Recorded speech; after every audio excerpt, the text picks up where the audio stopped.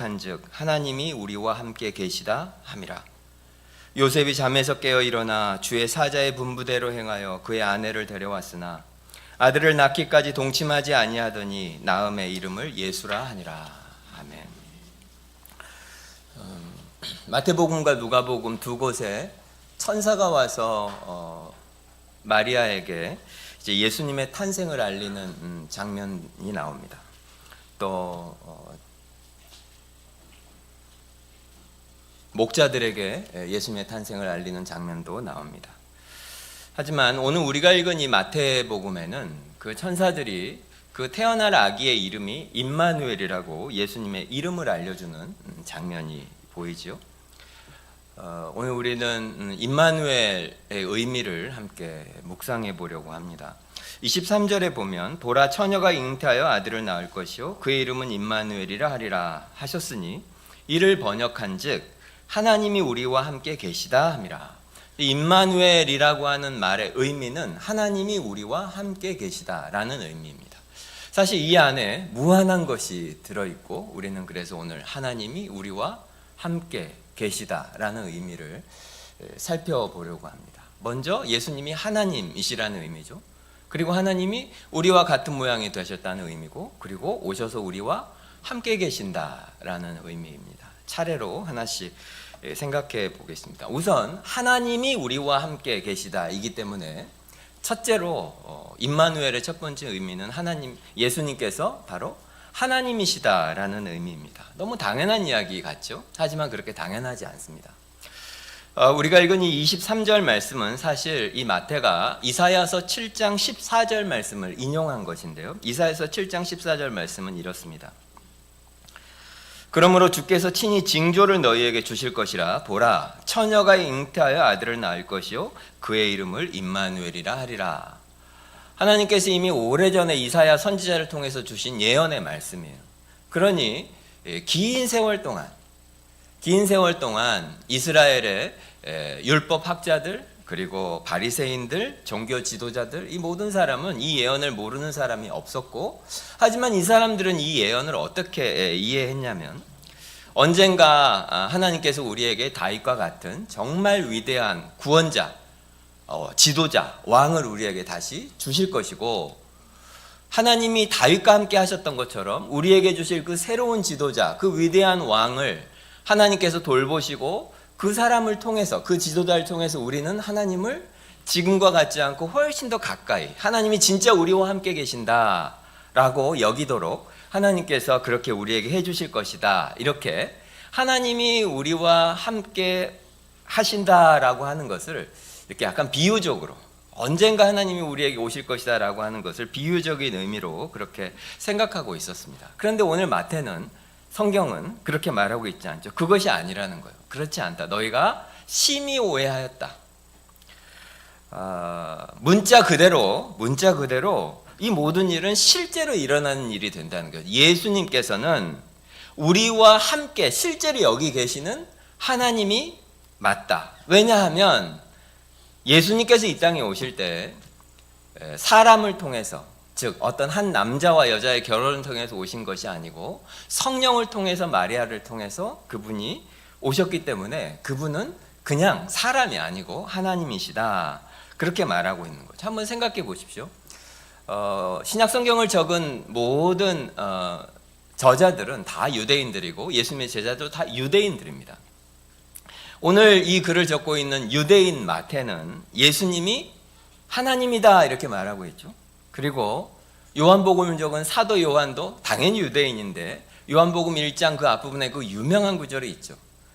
요한은 예수님을 말씀이라고 부르면서 태초에 말씀이 계시니라. 태초에. 그리고 그 말씀이 하나님과 함께 계셨으니 이 말씀은 곧 하나님이시라 라고 요한도 말하고 있습니다.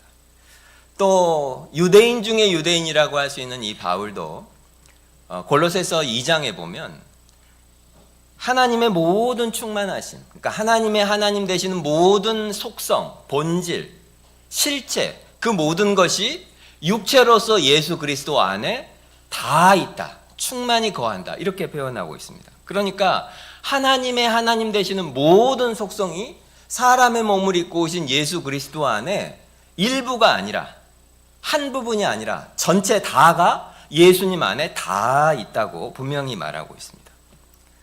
예수님의 제자인 베드로도 베드로후서 1장 1절을 이렇게 시작해요. 우리 하나님과 구주 예수 그리스도의 의를 힘입어. 하나님 따로 예수 그리스도 따로 그런 말이 아니고 우리의 하나님이신 우리 구주 예수 그리스도의 의를 힘입어, 그런 뜻입니다. 그러니까 베드로도 예수님이 바로 하나님이시다 그렇게 고백하고 있죠. 또 예수님의 사역을 기록해 놓은 이 복음서를 보면 예수님께서 엄청나게 많은 기적들을 행하십니다. 그것도 예수님이 하나님이시라고 하는 중요한 표지이지만 복음서에 보면 오직 하나님이 아니면 할 수 없는 일들을 예수님이 하시고 말씀을 하십니다. 가장 대표적인 것이 무엇인가요? 죄를 용서하시는 것입니다. 죄를 사하여 네 죄가 사함을 받았노라. 이것은 오직 하나님만 하실 수 있는 말씀이고, 그리고 모든 유대인들은 이것을 너무나 잘 알고 있었어요. 또 예수님은 자주 이렇게 말씀하시죠. 내가 세상을 심판하러 다시 오겠다. 이 말씀을 자주 하셔요. 세상을 심판을 누가 하시죠? 하나님만 하시는 일입니다. 심지어 예수님께서는 아브라함이 나기 전부터 내가 있느니라. 이거 예전에 제가 한번 설교한 적이 있는데, 아브라함이 나기 전에 2000년 전에 아브라함이 낳기 전에 내가 이미 있었다 이렇게 표현하고 계시는데, 그때 우리 한글 성경은 내가 있느니라 이렇게 표현하지만 영어 성경에 보면 I am who I am, 내가 바로 나 스스로 있는 자다라고 하는 같은 표현입니다. 즉 하나님께서 모세에게 알려주신 하나님의 이름, 그 이름이 예수님 자신의 이름이라고, 내가 바로 그런 존재다, 내가 I am이다, 내가 스스로 있는 자다라고 하나님의 이름을 자기에게 적용을 하셔서 말씀하십니다. 예수님은 유대인으로 태어나셨죠. 예수님은 유대인이셔요. 그런데 유대인으로서 한 남자가 스스로 주장하는 거예요. 내가 하나님이다. 그런데 진짜 놀라운 것은 예수님이 죽고 부활하시고 승천하신 이후에 그 예수님을 따르는 수많은 사람들이 예수님이 진짜로 하나님이라고 믿었습니다. 단순히 믿은 것이 아니고 이 사람들은 예수님이 하나님이시라고 하는 것을 온 세상에 전하기 위해서 자신의 모든 생애를 다 버렸고, 그 중에 너무나 많은 사람들이 예수님처럼 십자가에서 죽거나 돌에 맞아 죽거나 그것을 전하기 위해서 자기 생명을 버려서까지 예수님이 하나님이시라고 하는 그 진리를 이 땅에 전하는 일에 헌신하고 살았습니다. 제가 왜 자꾸 유대인 이렇게 말할까요? 유대인 마태, 유대인 요한, 유대인 베드로, 유대인 바울, 유대인 예수에 유대인이라고 제가 계속 강조해서 말하겠습니까? 이 세상에 여러 민족들이 있지만 어떤 한 사람이 하나님이다, 어떤 한 인간이 그가 하나님이다 라고 하는 이 말을 지구상에서 믿을 수 없는, 가장 믿을 수 없는 유일한 종족이 바로 유대인입니다. 유대인들은 그런 사람들이에요. 예를 들자면 동양 종교에서 보면 범신론, 동양 종교들을 보면 대부분 만물 속에 신성이 깃들어 있고, 그렇기 때문에 사람 속에 어떤 신이 들어온다, 신이 사람 속에 존재한다라고 하는 것을 믿는 것은 굉장히 자연스럽죠. 그리스 로마 신화, 말 그대로 신화에 보면 신들이 사람의 모양으로 세상에 나타나는 것은 아주 흔합니다. 그러니까 동양이든 서양이든 문화적으로 신이 사람 속으로 들어온다, 사람의 형상이 보인다, 이런 것은 굉장히 쉬운데 이 유대인들은 전혀 달랐습니다. 유대인들에게 하나님이 주신 여호와의 이름이 여호와, 그 야훼라는 이름이죠. 이 이름은 너무나 중요한 이름이었기 때문에 유대인들은 여호와 하나님을 부를 때 이 야훼라고 하는 단어를 입 밖으로 내지도 않았습니다. 감히 부를 수 없는 이름인 거죠. 심지어 성경을 필사하는 사람들도, 성경을 이제 지금처럼 이렇게 프린트를 한 게 아니니까 사람이 다 손으로 적었을 거 아니에요.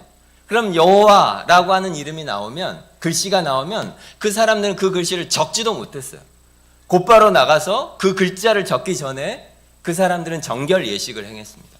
깨끗하게 자기를 정결하게 하고 다시 그 앞에 서서 야훼라고 적지도 않고 자음으로만, 자음으로만 글자를 적을 정도로 여호와라는 분은 그들에게 너무나 두려운 분이시고 영이시고 감히 사람이 그 어떤 하나님을 참칭한다는 것은 상상할 수도 없는 일이에요.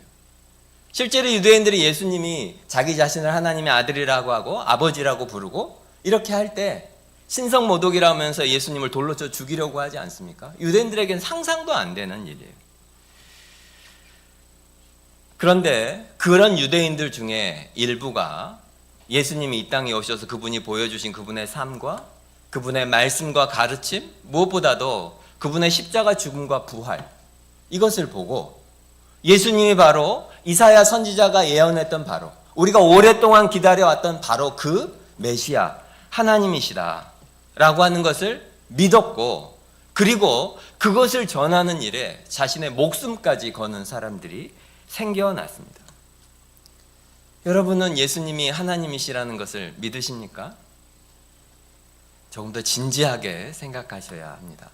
성탄절이 되면 크리스마스의 따뜻한 분위기, 또 뭐 서로 축복하고 발표하고, 우리는 그런 감정적인 것들에 초점을 맞추지만 진짜 중요한 것은 의미를 알아야 합니다.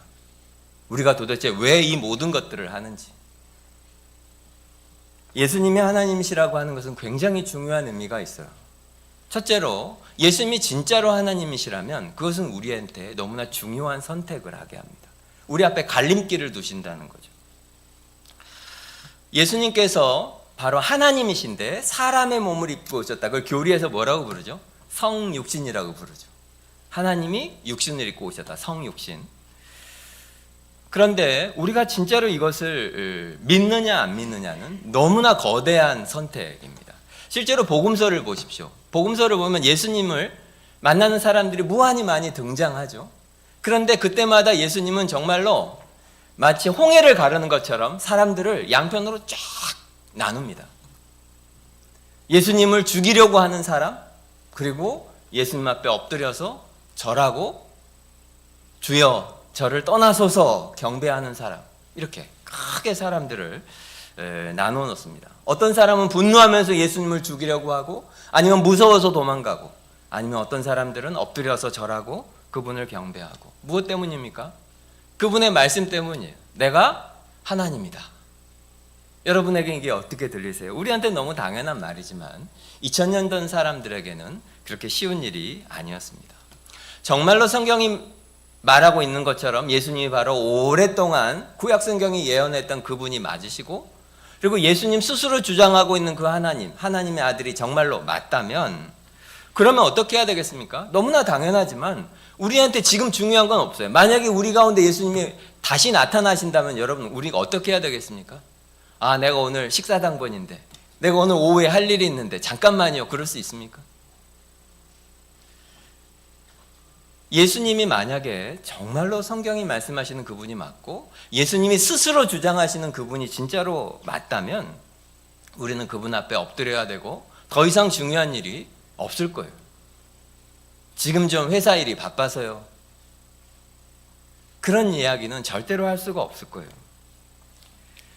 그런데 만약에 예수님이 그런 분이 아니라면, 스스로 말씀하신 그분이 아니라면, 스스로 하나님의 아들이라고 하는 그 주장이 만약에 사실이 아니라면 예수님은 어떤 분입니까?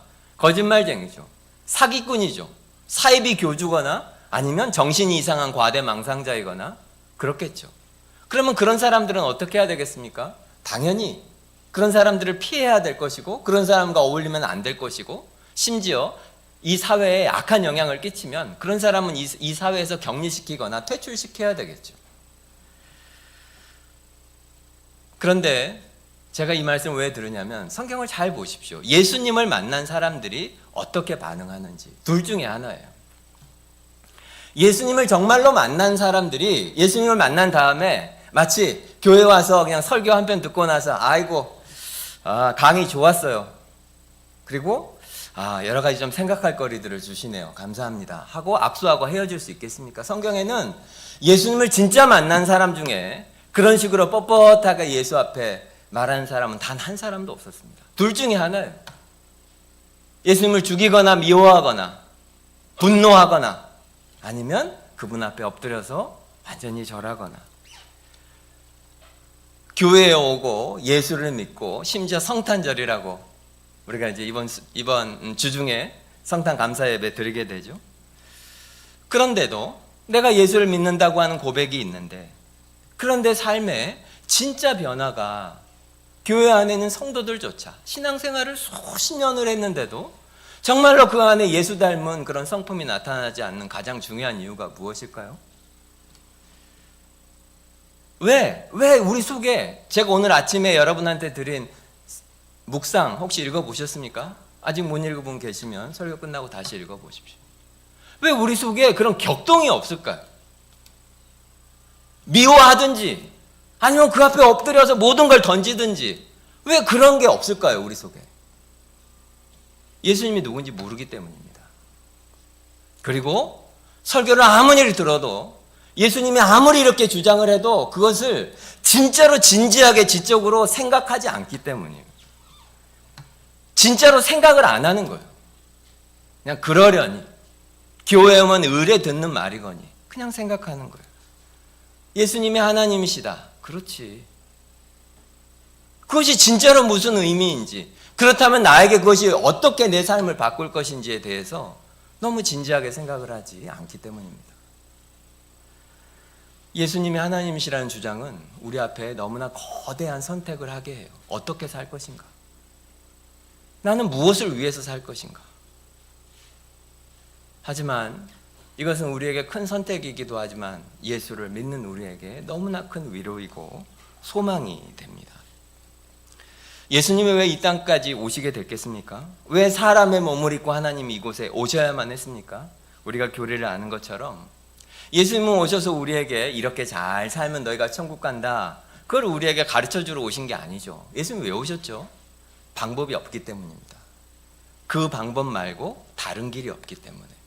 우리가 죄 가운데서 도저히 소망이 없고 하나님이 우리를 사랑하시지만 우리의 힘으로는 도저히 우리 스스로를 구원할 수 없기 때문에 하나님이 사람의 몸을 입고 오셔서 우리를 대신해서 우리가 죽어야 될 죽음을 대신 죽으시고 우리가 살아야 될 그 삶을 사셔서 우리에게 의를 선물로 주시는 그 일을 하시기 위해서 직접 오신 거예요.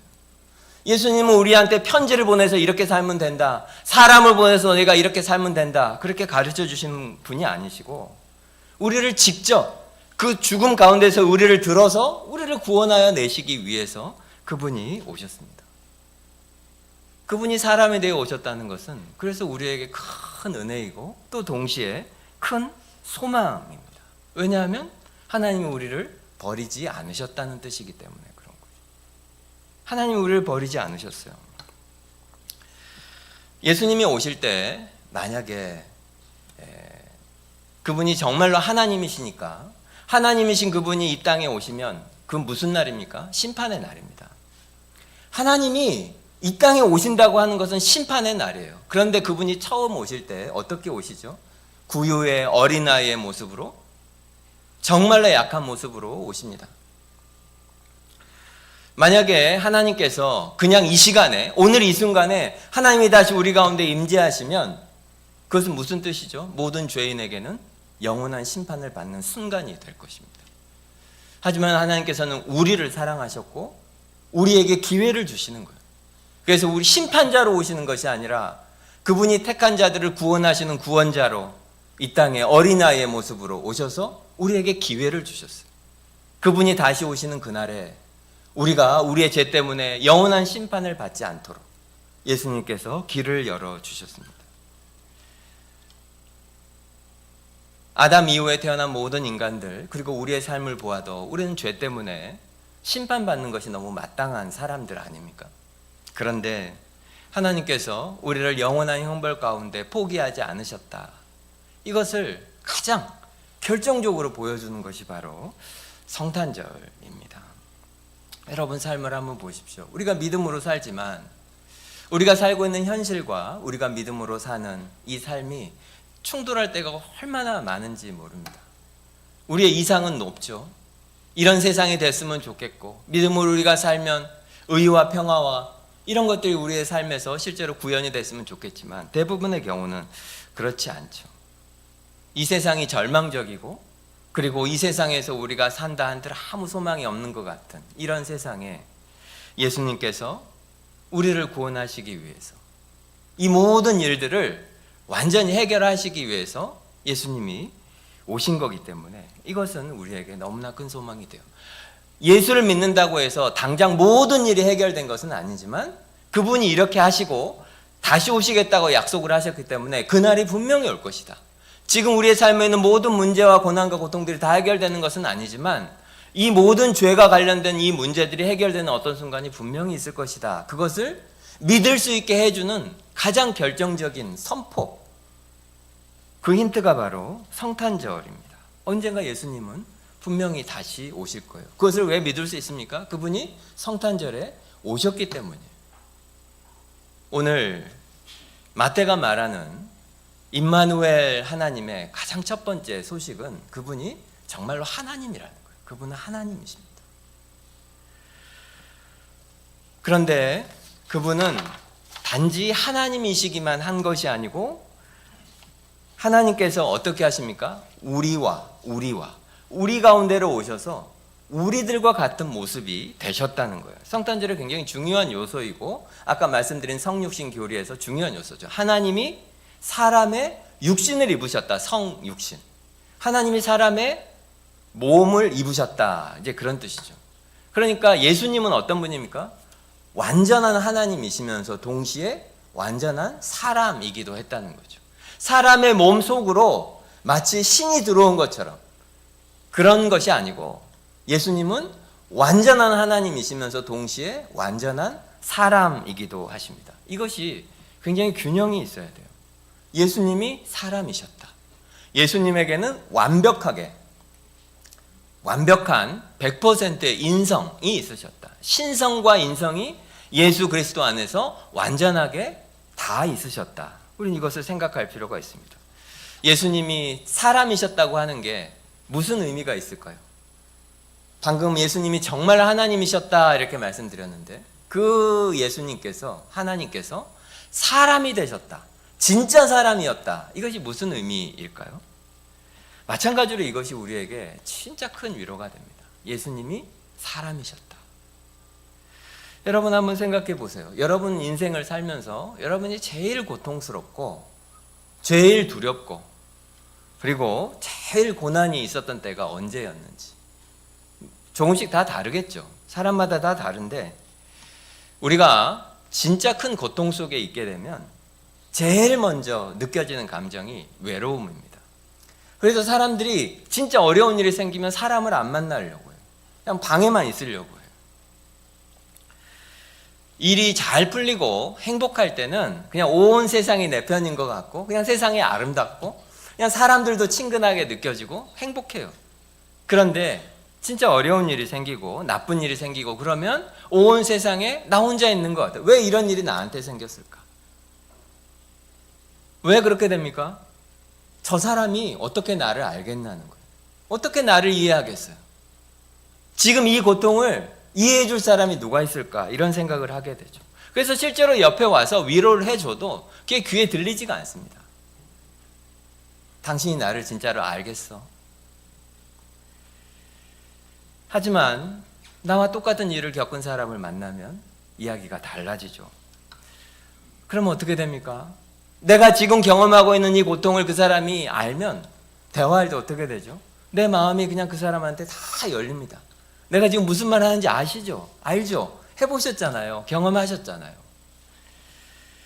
그 사람의 말을 듣게 되고 그 사람의 말에 무게를 두게 되고 왜요? 그 사람이 그 일을 겪어봤기 때문에. 그렇지 않습니까? 제가 가끔 예로 드리는 말씀인데 굉장히 탁월한 설교자이신데 이분이 60대에 암에 걸리셨어요. 근데 20대 후반에 목사가 돼서 60살까지 설교를 하신 목사님이에요. 얼마나 많은 고난에 대한 설교를 했을 것이며 얼마나 많이 암에 걸린 성도들을 만나고 병원을 찾아가고 그들을 위로하고 했겠어요. 그런데 나이 60대에 자기가 암에 걸린 거예요. 40년, 거의 40년을 설교한 목사인데 자기가 암에 걸리니까 자기가 이전에 30년 넘게 해왔던 그 모든 설교가 너무 가벼운 말처럼 느껴져서 성도들한테 너무 죄송했대. 그리고 그 암이 걸렸다는 소식을 듣고 많은 사람들이 자기한테 전화를 하고 찾아오고 이렇게 한 거예요. 그랬더니 자기 마음이 엄청나게 이렇게 싹 가라앉는 걸 느꼈대요. 왜냐하면 그분들과 대화하면서 그 사람들이 자기를 알기 때문에, 자기 마음을. 그 일을 겪은 사람들은 무슨 멋있는 말로, 화려한 말로 막 설명해주고 해석해주고 뭐 조언하고 그런 말을 할 필요가 없죠. 진짜로 그걸 겪어본 사람은 굳이 많은 말이 필요하지 않습니다. 그런 사람이 옆에 있는 것만으로도 그냥 위로가 되죠. 여러분 어떤 말인지 잘 알 거예요. 나도 알아요. 말 안 해도 다 알아요. 왜냐하면 나도 그 일을 겪었으니까. 사실 어려움과 고통 가운데 있는 사람들은 해답을 찾고 싶은 게 아니거든요. 내가 이 고통에 있다는 것을 진짜로 아는 사람이 필요합니다. 내가 혼자가 아니다. 나를 진짜로 이해하는 사람이 있고 내가 이해받고 있다. 나를 너무나 잘 아는 사람이 있다. 사실 그것이 먼저 필요하죠. 그런데 성경은 어떻게 말하죠? 바로 예수님이 우리 모두에게 그런 분이라는 거예요. 하나님께서 우리에게 우리와 같은 모습으로 오셨습니다. 이게 성탄절 메시지 중에 가장 핵심 중에 하나죠. 하나님이 사람이 되셨다. 그런데 사람이 되셨을 뿐만 아니라 예수님은 어떤 삶을 사십니까? 구유로 오십니다. 이 세상에서 가장 가난한 가정에 태어나서 가장 가난한 삶을 사십니다. 그리고 배신당하세요. 너무나 사랑하던 사람들한테 배신을 당해요. 너무 자신의 모든 것을 바쳐서 희생하고 있는 사람들이 자신을 다 저주하고 떠나버리는 그런 끔찍한 일을 당합니다. 얼마나 외로웠겠어요? 외로움을 아시고 배신을 아시고 고통을 아셔요. 이 세상에 홀로 남은 그 슬픔을 아시고 그리고 눈물을 아시고 그리고 죽음을 아시는 그런 인간이 되셨습니다. 예수님이 우리를 아십니다. 그것이 성경이 말씀하시는 중요한 진리입니다. 물론 우리가 이것을 묵상한다고 해서 그리고 예수님이 진짜 우리를 다 안다고 해서 지금 우리의 삶에 있는 문제들 또 고통들, 고난들 이것이 도대체 왜 생겼는지 그리고 이것이 도대체 어떻게 될지 우리가 그 답을 금세 다 알 수 있는 것은 아니에요. 예수님이 사람이 되셨고 예수님이 우리를 다 아시고 이해한다는 것을 안다고 해서 지금 우리의 문제가 다 해결되거나 그 원인을 알거나 이 문제가 어떻게 해결될지를 우리가 알게 되거나 그런 것은 아닙니다. 그렇지만 한 가지 분명한 사실이 있어요. 우리가 어떤 상황이 되든지 간에 그것이 하나님이 우리를 버리거나 사랑하지 않거나 우리를 멀리 하시기 때문에 이런 일이 벌어진 것은 아니라는 거예요. 무엇으로 알 수 있습니까? 성탄절이 그것을 말씀하고 계시잖아요. 하나님께서 우리를 위해서 그 모든 것을 버리시고 이 땅에 오신 분이세요. 그분은 우리를 잊지 않으셨고 우리를 위해서 필요하면 어떤 대가라도 지불하실, 아무리 큰 대가라도 그 대가를 대신 지불하실 그런 마음이 있는 분이라고 하는 것을 우리가 오늘 성탄절을 통해서 알 수 있어요. 그래서 어떤 사람은 이렇게 표현했어요. 예수님의 성육신을 가장 비싼 형태의 공감이다 이렇게 표현하신 사람이 있어요. 참 큰 위로죠. 하지만 동시에 이것은 우리에게 예수님이 사람이시다라고 하는 것은 우리를 엄청 겸손하게 합니다. 한번 생각해 보십시오. 예수님은 하나님이셨어요. 아까 바울이 말한 것처럼 하나님의 하나님 되심의 모든 속성이 예수님 안에 모두 계신 진짜 하나님이셨어요. 그런데 그 하나님께서 사람의 모습으로 이 땅에 오셨습니다. 그래서 성경은 어떻게 표현하죠?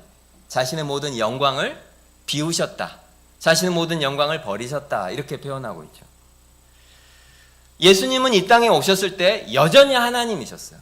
그런데 그분은 자신의 모든 영광을 다 비워버린 상태였어요. 무슨 뜻일까요? 예수님은 이 땅에 사람의 모습으로 오셨지만 그분에게 그 하나님의 빛나는 광채 그것들을 예수님께서 스스로 다 비우고 버려버리셨다는 거예요. 하나님이 아니신 것이 아니에요. 그런데 하나님처럼 보이는, 사람들이 하나님에게 기대하는, 하나님처럼 보이는 그 모든 방식들을 하나님께서는 스스로 겸손하게 그것을 다 없애셨던 거예요. 쉽게 말해서 이런 거예요. 예수님께서 하나님이신데 이 땅에 오실 때 하나님의 영광을 가지고 그대로 이 땅에 왔다면 어떤 일이 벌어졌겠습니까? 우리는 모두 죽었을 거예요. 그리고 아무도 감히 예수님에게 가까이 올 수 없었을 거예요. 시내산에서 모세가 하나님의 영광을 제대로 본 것도 아니에요. 슬쩍 보기만 해도 죽을 뻔했고, 그 영광에 가까이 있었던 것만으로 시내산에서 내려왔을 때 모세의 얼굴에서 광채가 나지 않았습니까?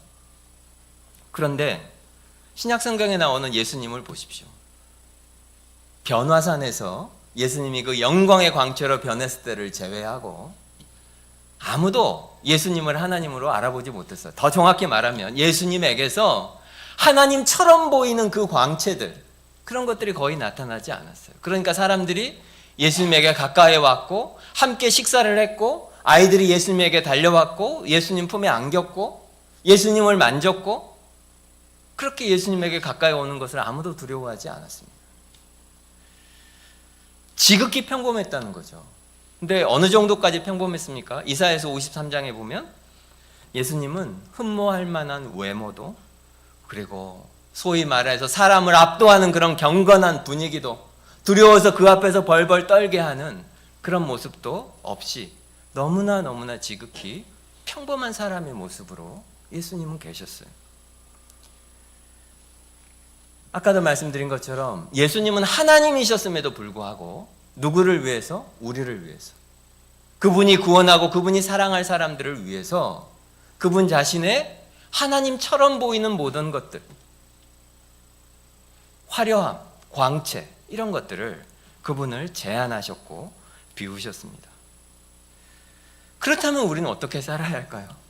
그 은혜를 잊고 그분의 제자로 사는 우리들은 당연히 그분의 길을 따라야 하지 않겠습니까? 화려하고 사람들에게서 높임을 받고, 그리고 세련되고 인정받고 영향력이 있고 힘이 있고 그런 자리를 우리가 쫓는 것은 신성조차도, 하나님 되심조차도 제한하신 그 예수를 따르는 사람의 삶에는 전혀 어울리지 않는 그런 모습이죠. J.I. 패커의 하나님을 아는 지식에 보면 성육신에 대해서 이렇게 말합니다. 성육신이란 하나님이 자신의 영광을 내려놓으시고 고난과 학대와 악의와 오해와 마침내 죽음까지도 수용하신 사건이다. 따라서 크리스마스 정신이란 우리를 위해 가난해지신 그분의 성품을 우리의 삶에서 재현하는 것을 의미한다.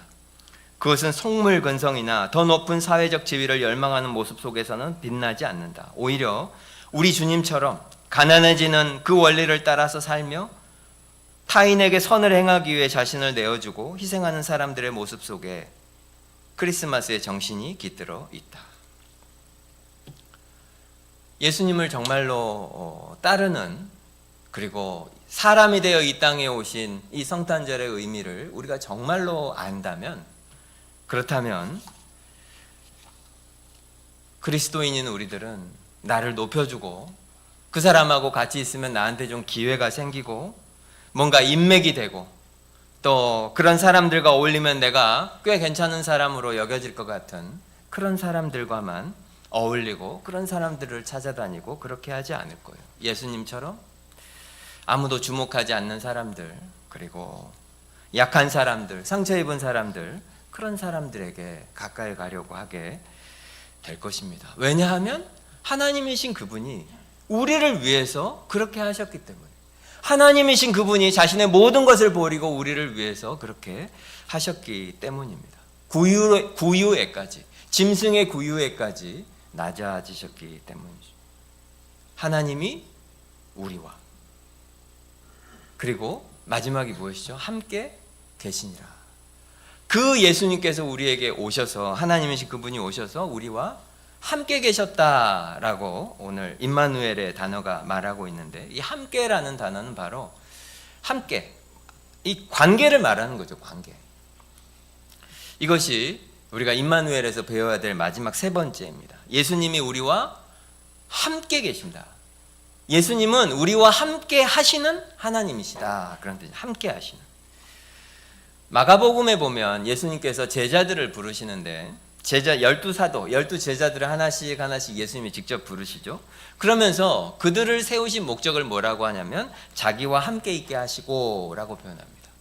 자기와 먼저 함께 있게 하시고 그들을 그리고 나중에 세상에 보내시기 위해서 제자들을 부르십니다. 함께 있게 하시려고. 우리가 예수를 믿고 하나님 나라를 위해 산다고 할 때 그 핵심에 바로 이것이 있습니다. 예수 그리스도와 우리가 함께 있는 것.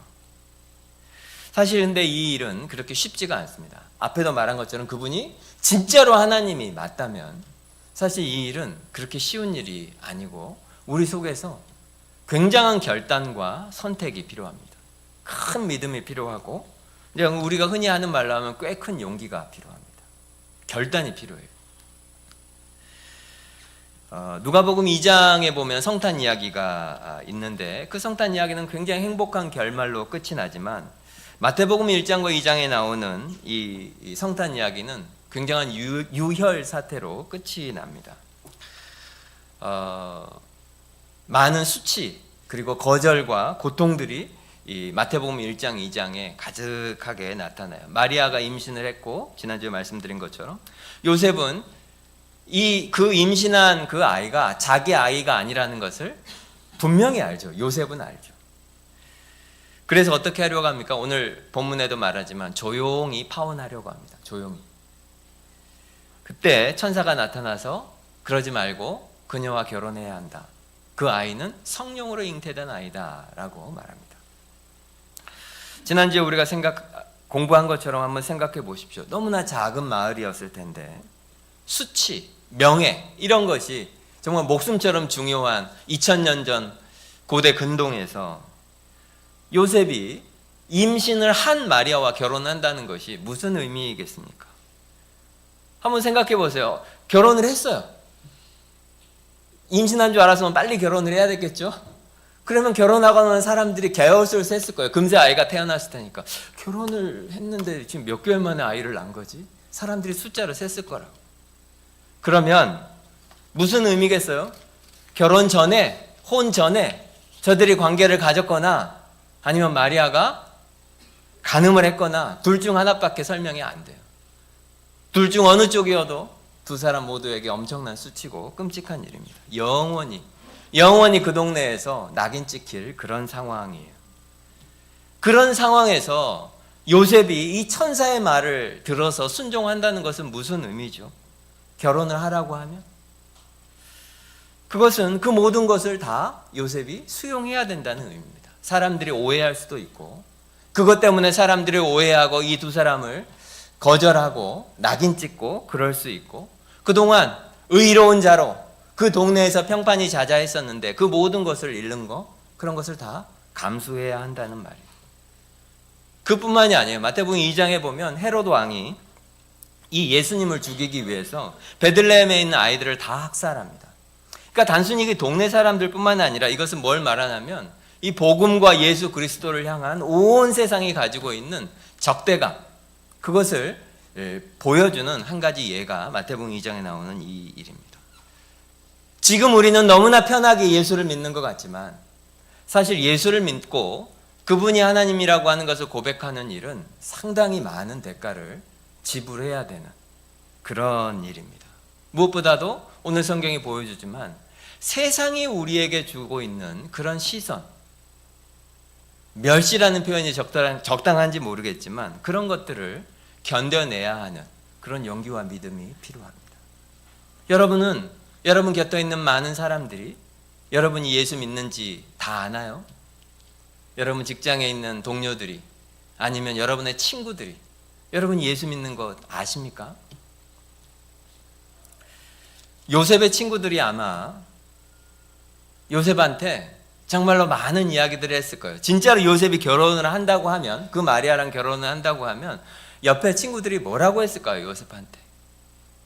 야, 결혼할 여자가 없냐? 왜 그런 여자랑 결혼을 하냐? 그러지 않았겠어요? 네가 왜 그 짐을 져야 되냐? 네가 왜 그것을 책임지려고 하냐? 그러지 않았겠어요? 옆에 있는 친구들. 그때 요셉이 뭐라고 했겠어요? 요셉은 의로운 자기 때문에 너희들이 오해한 거야. 저 아이는 성령으로 잉태한 거야. 그때 친구들이 뭐라고 했을까요? 예, 제가 여기서 말하지 못하겠습니다. 바보냐? 미쳤냐? 그랬겠죠. 말이 되냐? 무슨 결혼도 안 했는데, 남자가 없는데 여자가 어떻게 성령으로 잉태를 해? 멀쩡한 놈이 왜 그런 걸 믿냐? 그러지 않았겠습니까? 친구들이 이해를 못 해줬을 뿐만 아니라 평생을 그 부부를 어떤 시선으로 바라보고 말했을까요? 내 친구 중에 요셉이라는 놈이 있는데 아마 평생 이야기했을 겁니다. 어디 가서든지. 예수한테 미치니까 걔가 그런 짓까지 하더라고. 예수를 믿고 그리스도인이 되는 일, 2025년 서울에서도 여전히 쉽지 않습니다. 정말로 여러분이 예수를 믿는다면 많은 오해를 받게 될 수도 있을 거예요. 옆에 있는 사람들이 여러분의 선택들을 이해하지 못한 순간들이 정말 많을 겁니다. 그렇게까지 해야 되냐? 예수 믿는다고 꼭 그렇게까지 살아야 하냐? 그리고 그것을 아무리 설명해도 그 사람들은 아마 이해 못할 거예요. 예수님께서 이 2000년 전에 이 고대 근동에 있는 이 작은 마을, 지금 우리보다도 더 수치, 명예 이런 것이 목숨보다 중요한 그때에 왜 이 어린 사람들한테 이렇게 어려운 시험을 주셨을까요? 다른 방법도 많았잖아요. 그냥 멀쩡한 가정에 굳이 이거 말고 멀쩡한 가정에 결혼한 그런 부부한테 오셔도 됐잖아요. 근데 굳이 왜 이렇게까지 하셨을까요? 이 세상에 주는 메시지를 떠나 이 부부한테는 이것이 무슨 의미였을까요? 한번 생각해 보십시오. 이 부부는 무슨 결단을 했어야 될까요? 결국 세상이 나한테 뭐라고 해도, 그 사람들이 나를 뭐라고 오해해도, 우리를 뭐라고 오해해도 나는 그것은 그렇게 중요하지가 않다. 나에게 중요한 것은 하나님 말씀이고, 나에게 중요한 것은 하나님이 나에게 대해서 뭐라고 하시는지가 훨씬 중요하고, 내가 세상에서 수치를 당해도 나한테 진짜 가장 큰 명예와 상급이 하나님 자신이다. 그것을 최소한 요셉과 마리아는 이 모든 일들을 통해서 배우게 되었을 것입니다. 여러분에게는 이런 믿음이 있으십니까? 우리에게 이런 용기가 있습니까? 예수를 믿는 일에는 이것이 필요합니다. 이런 결단이 분명히 필요합니다. 그리고 그 예수님과 우리가 가까이 하기 위해서는 내가 진짜로 죄인이라는 것을 인정할 그런 믿음과 용기도 필요합니다. 사실 이것이 더 근본적인 거죠. 이것이 훨씬 더 근본적인 믿음이고 근본적인 용기입니다. 내가 죄인이다. 오늘 말씀 21절에 보면 자기 백성을 그들의 죄에서 구원할 자라고 예수님을 표현하고 있습니다. 예수님의 가장 큰 사명은 죄인을 구원하시는 것이 예수님의 가장 큰 사명입니다. 그러니까 예수님과 우리의 관계는 무엇으로 시작합니까? 죄인인 우리가 그분 앞에 나아오고 그분이 우리의 죄를 용서하시는 것으로 그분과 우리의 관계는 시작됩니다. 그래서 우리가 예수님과 진정으로 참된 관계를 맺으려면 내가 죄인입니다. 그래서 나는 예수님이 필요합니다. 가 되어야 이 관계가 시작이 돼요. 이것이 아니면 절대로 예수님과 관계가 우리는 없는 자가 돼요. 그런데 이 고백이 너무 어렵습니다. 교회 와서 수천 번 듣는 이야기인데 이것이 사실은 너무나 어렵습니다. 왜냐하면 우리 속에 자존심이 있거든요. 저는 지금 예수를 믿지 않는 사람들에 대해서 말하는 게 아니에요. 여기에 있는 우리들에 관해서 이야기하는 거예요. 특히 우리는 더 위험해요. 내가 그렇게 괜찮은 사람 아닌 거 저도 알고 나 죄인 맞아요. 그런데 우리들 마음속에는 무엇이 있죠? 그렇지만 나는 최소한 저서는 사람들보다는 나아요. 그게 우리가 가지고 있는 생각입니다. 누가복음 18장에 보면 바리새인과 세리가 성전에서 기도하는 장면이 있죠. 제가 여러 차례 인용하지만 바리새인이 뻣뻣이 서서 성전 한가운데서 기도합니다. 다 자기 자신의 저 사람과 왜 다른지, 그래서 내가 왜 저 사람보다 나은지, 그것을 감사하는 기도를 성전 한가운데서 합니다. 하지만 세리는 너무 부끄러워서 고개를 들지 못합니다. 하나님이여, 저를 불쌍히 여겨주십시오. 고개를 들지 못하고 구석진 자리에서 엎드려 기도합니다. 그런데 예수님이 분명히 말씀하시죠. 의롭다 하심을 받고 집으로 돌아간 사람은 바리새인이 아니고 그 세리였다고 예수님이 분명히 말씀하십니다. 예수님과 우리 사이가 친밀한 관계가 되고 그분이 우리와 함께 거하시는 나의 주님이 되려면, 임마누엘의 하나님이 그분이 되려면 그 모든 것은 바로 내가 진짜로 그런 죄인이라는 것을 인정하는 것에서부터 시작됩니다. 우리가 이것을 모르지는 않죠. 그런 믿음의 용기를 내고 싶기도 하고, 내가 죄인이라는 것을 인정하고 싶기도 하고, 때로 필요하면 세상이 뭐라고 말하는지 간에 내가 어떤 대가를 지불하고서라도 주 예수가 나의 주님이시다라고 그분에게 나를 던지는 그런 선택을 하고 싶기도 하고. 그런데 왜 우리에게 그런 용기가 안 생길까요? 왜 그런 선택의 순간마다 우리가 쉽게 타협하거나 아니면 주님의 이름을 배반하거나, 우리가 왜 이렇게 믿음으로 사는데 실패하게 될까요? 왜 우리 안에 그런 용기가 안 생길까요? 그것은 바로 우리가 그만큼 예수님이 하신 일을 충분히 바라보고 묵상하지 못하기 때문입니다. 한번 생각해 보십시오. 성탄절에 우리가 가장 많이 생각해야 될 가장 중요한 주제는 예수님이 사람의 모습을 입고 이 땅에 오시는 일이 그렇게 쉬운 일이었을까? 잘 상상이 가지 않기 때문에 우리는 그걸 너무 가볍게 여기는 경향이 있지만, 정말 생각해 보십시오. 성경이 말씀하신 하나님이 정말 맞다면, 우리는 연예인들이 성탄절이 되면 그냥 연탄도 배달하고 가난한 사람 쪽방촌에 가고, 우리는 그런 정도를 겸손이라고 표현하는데, 하나님이신 그분이 사람의 몸을 입고 이 땅에 오신 일은 그것과 비교도 할 수 없을 정도로 엄청난 겸손입니다. 왕이 그냥 빈민가에 가서 거지로 사는 것과 같아요. 잠시 가서 그냥 구호물품 주고 돌아오는 게 아니고, 사실 그거보다 더 큰 일이에요. 더 상상할 수 없는 일은 영원하신 하나님이 죽을 사람의 몸을 입고 오셨다는 거예요. 여러분, 죽음을 두려워하시죠? 우리의 마지막 적 아닙니까? 여러분 마음속에 있는 가장 큰 두려움 중에 하나 아닙니까? 그런데 영원히 사시는 영원하신 하나님이 죽어야 되는, 죽음을 경험해야 되는 사람의 몸을 입고 오셨습니다.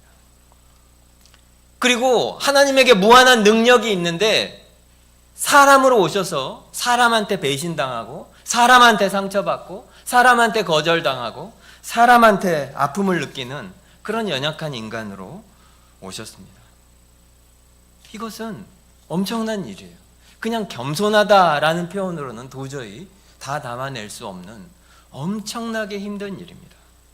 그런데 이 모든 일을 왜 그렇게 하십니까? 그 모든 상처와 비참함과 그 위험과 고통과 고난을 왜 다 감수하십니까? 이유는 단 하나죠. 우리 때문입니다. 여기 있는 우리 때문입니다. 우리가 그만큼 가치가 있기 때문입니다. 하나님 눈에. 우리 예수님 마음에 우리가 그만큼 중요한 존재이기 때문입니다. 우리를 잃는 것보다 하나님 자신을 잃는 것이 더 가치 있다 여기셨기 때문입니다.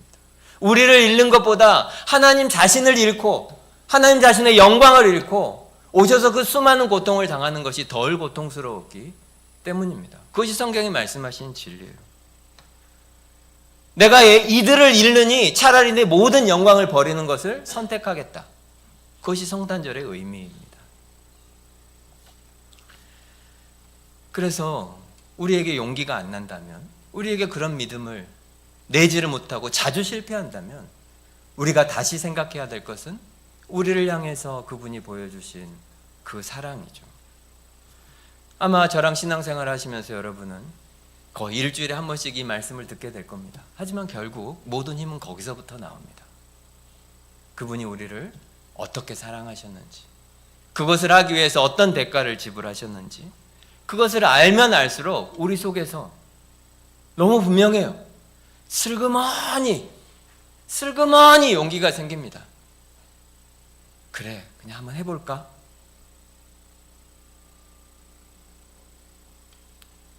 이토록 나를 사랑하시는 분이라면 내가 어떻게 될지 모르겠지만 내 인생을 망가뜨리시겠어? 해볼까? 그런 용기와 믿음 말입니다. 그리고 그렇게 선택하면 비로소 우리 마음속에 정말 평화와 그리고 큰 복이 우리의 삶에 가득하게 될 것입니다. 성탄절의 의미를 묵상하고 그분의 사랑을 더 묵상해서 우리가 이렇게 믿음으로 살게 되기를 간절히 바랍니다. 말씀을 좀 생각하시면서 우리 함께 좀 기도하면 좋겠습니다. 예수님은 하나님이시고 사람의 몸을 입고 우리와 같은 모양으로 오셨습니다. 사람들은 우리를 몰라도 예수님은 아십니다. 사람들은 우리를 오해해도 예수님은 우리를 오해하지 않으십니다. 왜냐하면 우리가 겪어야 될 모든 것들을 다 스스로 체휼하셨고 그리고 십자가에 죽기까지 하셨습니다. 혹시 사람들에게 상처받고 교회에서 상처받고 홀로인 것 같은 외로움을 혹시 느끼신다면 예수님에게 가십시오. 예수님은 여러분의 가장 깊은 곳까지 다 아십니다. 그리고 사랑하십니다. 임마누엘의 하나님께서 여러분을 위로하시고 그리고 우리의 삶에 동행하시면서 우리와 함께 하시는 그런 복을 우리가 실제 삶에서 느끼게 되기를 바랍니다. 우리 말씀 생각하시면서 우리 기도하겠습니다. 하나님, 우리에게 하나님께서 우리 가운데 오셔서 우리와 함께 계시는 임마누엘의 하나님을 알게 해주셔서 감사합니다. 신앙생활을 하고 예수를 믿는다 하지만 하나님이신 그분이 사람의 몸을 입고 이 땅에 오신 것이 정말로 무슨 의미인지, 그분이 사람이신 것이 지금 나에게 무슨 의미인지, 우리와 함께 계신다고 하는 것이 나에게 무슨 힘이며 위로이며 소망인지 우리가 깊이 생각하지 않고 지날 때가 얼마나 많았는지 모릅니다. 주여, 우리 가운데 찾아와 주셔서 감사합니다. 우리가 하나님을 찾지 않을 때에도 하나님 우리를 버리지 않으시고 우리를 잊지 않으시고 우리를 기억하시고 우리 가운데 우리를 찾아서 사람의 모양으로 이 땅에 와주시고, 그렇게 하기 위해서 무한히 우리가 상상도 할 수 없는 대가와 비용을 지불하시고 오신 것을 우리가 잊지 않게 하여 주십시오.